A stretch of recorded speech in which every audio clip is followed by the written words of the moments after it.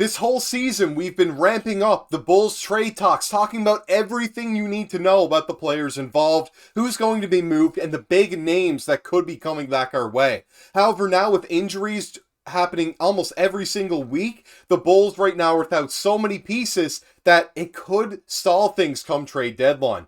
I'm your host, Joey Mercer. This is another episode of Bulls Digest, and before we get into it there today, I just want to say that about 85% of you that watch these videos are not subscribed to the channel, so if you aren't already subscribed to the channel, make sure to go down below, hit that subscribe button, turn on the bell for notifications, and every single time we upload, you will be notified so you can stay up to date with our takes on your Chicago Bulls. So without further ado, let's get into the topic at hand there today, which is injuries changing their plans. Now, we've heard about Zach Lavine being available the entire season and how the first injury that he came with and when he went down, and the team was playing very well, which kind of changed his trade value, or so we think here at Bulls Digest.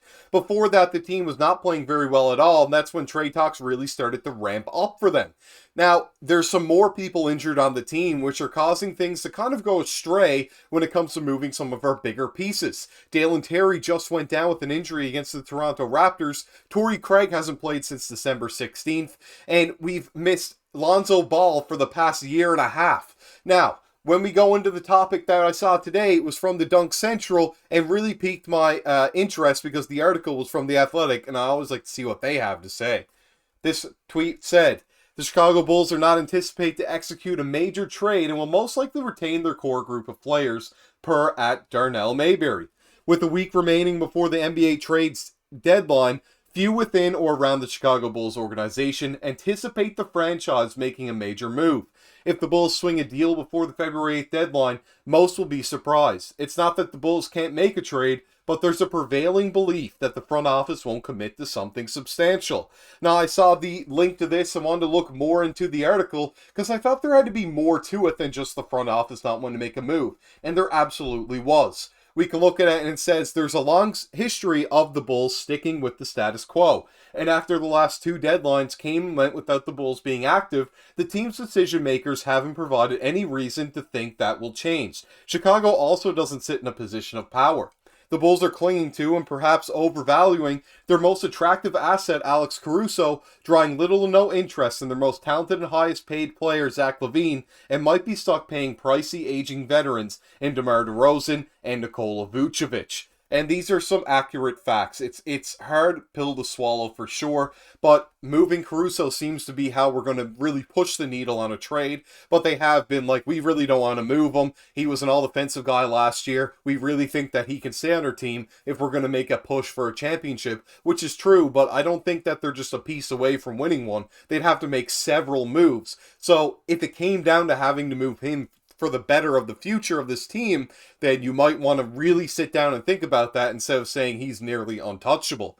Next thing we saw in this article was, couple those realities with rampant injuries continuing to ravage the roster, further tests revealed fourth-year forward Patrick Williams has acute bone edema in his left foot.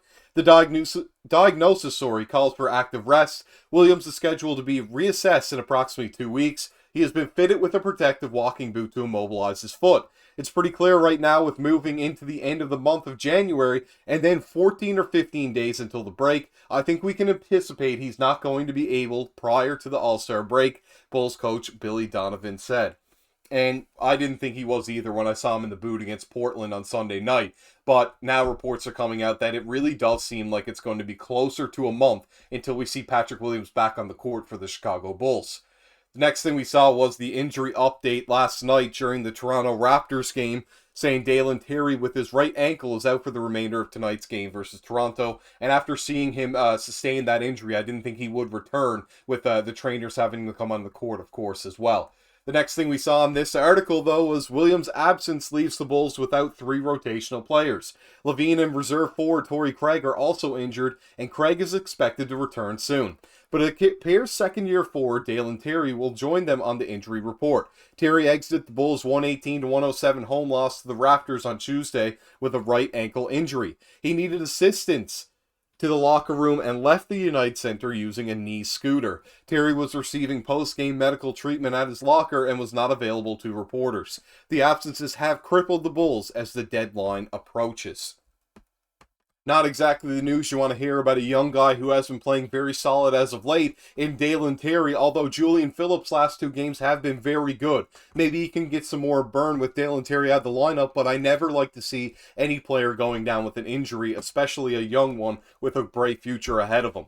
Next thing we saw in this was the hard part for us, quite honestly, is the fact that we've had injuries to some guys, Donovan said Sunday in Portland. You could sit there and say, yeah, with Patrick out and Torrey being out, it'd be nice right now to have a bigger forward. We need a forward. That would be something you'd want to do. But it's injuries. It has forced Donovan to play Caruso for more minutes than are ideal. Caruso's averaged 31 minutes in his past dozen games, and he's averaging 26 this season and just 22 for his career. Caruso's high-energy style makes him more susceptible to bumps and bruises as well. And that's true. I mean, we've seen Caruso diving for loose balls, and it's scary every single time. He isn't getting any younger. I'm not saying he's very old, but at around 30 years of age, he definitely isn't getting any younger in this league. And those bumps and bruises are what ended Larry Bird's career, and I'm not comparing the two, besides the fact that their hustle is towards the top of the ladder as high as it can possibly be, which causes a lot of strain and stress on your body over time, for sure. Next thing we saw in this article was, I don't love it personally just for him, Donovan said. The situation's presented itself where, quite honestly, whether it be Alex or DeMar or Kobe White, some of the minutes have gone way up, and we'll need some of our younger guys to take advantage of the opportunity. But a really sweet spot for Alex is about 26 to 28 minutes. Rookie forward Julian Phillips and Terry, in his 8 minutes before exiting, assembled a handful of plays that showed progress. Both slithered into the painted area and finished acrobatic layups in traffic. After a season-high 11 points in Sunday's win against the Portland Trailblazers, Phillips scored 9 points in 20 minutes off the bench. He made 2 of 3 three-pointers, continuing to demonstrate improved shooting mechanics and confidence from the perimeter. And that's really what he's shown me as of late. I didn't think Julian Phillips was really going to develop into much, as early on in limited amount of time, he didn't look like he even belonged on an NBA floor and looked like he really needed to be sent to the G League. They have really pressed that they want to keep him up on this team and believe in his potential, and it has shown that Billy Donovan's done a good job playing him in the right spots and has really helped his and Dalen Terry's growth this season. Props off to Billy Donovan, the coaching staff, as of late, as I thought they've done a really good job with the minutes and balancing them out with the injuries in the lineup and helping those guys grow in the absence of other stars. The last thing we saw in this article was, it sucks to keep losing guys, especially guys like Patrick and Dalen. Guys who've been playing well for us lately, Vucevic said. Dalen finally started getting some minutes and started making the best out of it.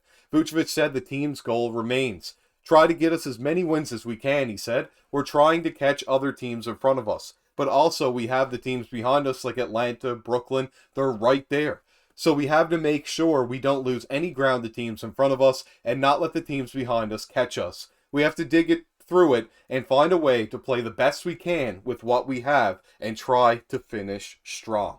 And that's exactly the mindset they need to have. They need to know who's in front and behind them and within a game or two between. And even a couple of games behind you, they can catch up if you go on a losing skid. It's good to see Vooch has that mindset, and he spoke like a true veteran and leader so far this season. In every interview I've seen him in, I've been really impressed with his poise in those. But as we go forward with the Bulls and lots of injuries, hopefully some of the younger guys and some guys that don't get as much burn can come in place instead of having some of the starters play far too many minutes and run them to the ground. I still want the Bulls to try to make a push for the playoffs if they aren't going to make any moves or really start to rebuild, because they're in a situation right now this season that it would make the most sense to at least make a chance at it if you're in a current play-in or playoff spot, which they are. Now, that is just my take, and I want to hear from all you guys at home what you have to say, so make sure to leave that down in the comments below, and if you like the video, make sure to like it as well with that thumbs up button. Subscribe to the channel, and as always, it's been your host, Joey Mercer. This has been another episode of Bulls Digest, and I'll see you all in the next one. Sign out.